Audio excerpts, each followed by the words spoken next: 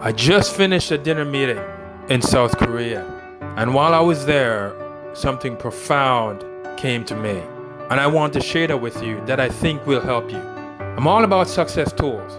So here's one that you really should take with you. Human beings, animals, any living thing on earth. There are a lot of things we have in common, but one is profound. Every day you need to go earn things. Animals don't think about it, but as humans, we get intelligence and we start to do other crazy things when it's very basic. Get up every day and go earn. Earn a living, earn respect, earn good health, earn.